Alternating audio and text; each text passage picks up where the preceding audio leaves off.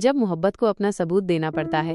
Train की आखिरी सीटी दूर होती चली गई, प्लेटफॉर्म खाली हो गया, यात्री अपने अपने गंतव्यों की ओर बढ़ गए, लेकिन शिव वो वहीं की वहीं बैठी रही, एक अकेली बेंच पर, मानो उस पल उस स्टेशन पर समय ठहर गया हो। उसके हाथों में वो पोलरॉइड तस्वीर थी जिसमें आशी की खिलखिलाती हंसी कैद थी। उस हंसी की गूंज अब सिर्फ उस तस्वीर में सिमट कर रह गई थी। असल जिंदगी में शिव की दुनिया फिर से सूनी पड़ गई थी। एक अधूरापन उसे घेरे हुए था। आशी का घर लौटना, भावनात्मक टकराव। रात का गहरा अंधेरा था जब आशी दबे कदमों से अपने घर में दाखिल हुई। लिविंग रूम में उसके पापा खड़े थे। उनकी आंखों में गुस्सा तो था, लेकिन उससे कहीं ज्यादा एक गहरी नाराजगी झलक रही थी, जैसे किसी अपने ने विश्वास तोड़ा हो। कमरे के एक कोने में आशी की माँ चुपचाप खड़ी थी। उनका चेहरा उदास था, मानो वो किसी अंदरूनी द्वंद्व से जूझ रही हो। पापा की गंभीर आवाज कमरे की खामोशी को चीर गई। कौन है वो लड़की, और तू उसके साथ क्या कर रही थी? आशी ने अपनी नजरें उठाईं। उसकी आवाज में दृढ़ता थी। वो लड़की नहीं है पापा, वो मेरा सब कुछ है, और मैं उसके साथ इसलिए थी क्योंकि वहाँ मुझे अपनापन मिला जो यहाँ खो गया था। पापा का गुस्सा और बढ़ गया। शर्म नहीं आई ये सब करते हुए? लोग क्या कहेंगे? आशी ने पलटकर जवाब दिया, लोगों को जवाब देने के लिए मैं पैदा नहीं हुई पापा, मैं जीने के लिए पैदा हुई हूँ, और शिव के साथ ही मेरी जिंदगी है। उसकी आवाज में एक अटूट विश्वास था। तभी कोने में खड़ी उसकी माँ अचानक बोल पड़ी। उनकी आवाज धीमी थी और ऐसा लग रहा था जैसे वो अपने आंसुओं को रोक रही हों। आशी, प्यार में गलती नहीं होती, पर उसका वक्त समझदारी से चुनना पड़ता है। तू बहुत छोटी है। आशी की आवाज कांप गई। उसमें दर्द और बेबसी भरी थी। छोटी हूँ, लेकिन जब मैं रोई थी अकेले, जब दुनिया ताने मार रही थी, तब क्या मैं बड़ी थी माँ? तब कोई नहीं था, बस शिव थी। पापा की आवाज में अब गुस्सा नहीं, बल्कि एक गहरी निराशा थी, एक टूटा हुआ लहजा। मतलब तू अब इस घर में नहीं रहना चाहती? आशी की आंखों में आंसू भर आए। वो अपने परिवार से दूर नहीं होना चाहती थी, लेकिन उसे अपना सच भी छोड़ना गवारा नहीं था। रहना चाहती हूँ, पर अगर शर्त ये है कि शिव को छोड़ दूं, तो माफ कीजिए, मैं खुद को नहीं छोड़ सकती। पापा कुछ नहीं बोले। उन्होंने सिर्फ एक बेबस इशारा किया, दरवाजा खोलने का नहीं, बल्कि उसे बंद करने का। वो अपनी बेटी के फैसले से टूट गए थे। आशी ने अपने गीले गालों को पोंछा, अपना छोटा सा बैग उठाया और बिना पीछे मुड़े उस घर को छोड़ दिया जहां उसने अपना बचपन बिताया था। इस बार उसकी लड़ाई बाहरी दुनिया से नहीं, बल्कि अपने अपनों से थी। शिव का अकेलापन एक खामोश तूफान।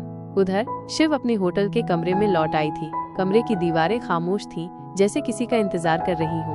तकिया ठंडा था, जिस पर कभी आशी का सिर होता था, और वो सीट जहां आशी बैठी करती थी अब खाली थी, एक खालीपन का एहसास करा रही थी।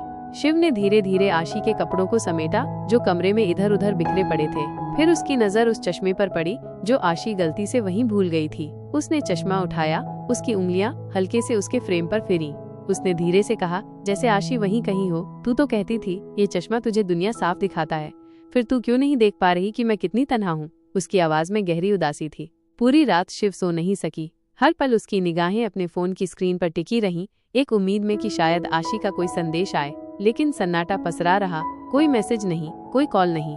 सुबह हुए, सूरज की किरणें कमरे में दाखिल हुई, लेकिन शिव के चेहरे पर अब भी रात का अंधेरा छाया हुआ था। उसका दिल एक अनकहे तूफान से भरा हुआ था। आशी का कॉल माइनस एक महत्वपूर्ण मोड़।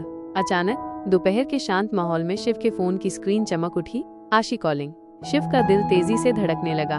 कांपती आवाज में उसने फोन उठाया। आशी, तू ठीक है? दूसरी तरफ आशी की रुधी हुई आवाज आई, शिव, मैं लौट रही हूँ। घर छूट गया, पर तेरा हाथ अब नहीं छूटने दूंगी। उसकी आवाज में दृढ़ संकल्प और प्यार का गहरा एहसास था। शिव ने एक राहत की सांस ली, जैसे किसी बड़े बोझ से छुटकारा मिला हो। तेरे लिए मैं पूरी दुनिया से लड़ जाऊंगी आशी, पर बस लौट आ। उसकी आवाज में प्यार और चिंता दोनों झलक रहे थे।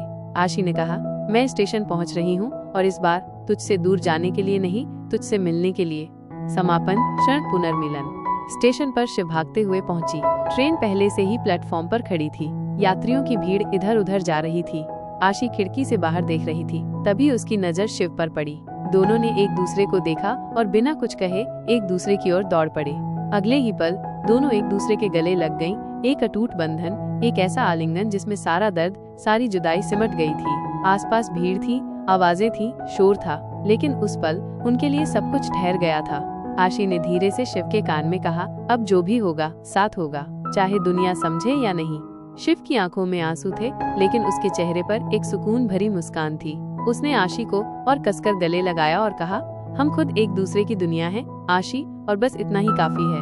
उनकी मोहब्बत ने आज एक बड़ी परीक्षा पास कर ली थी। दुनिया भले ही खिलाफ हो, लेकिन उनका साथ अब और भी मजबूत हो गया था।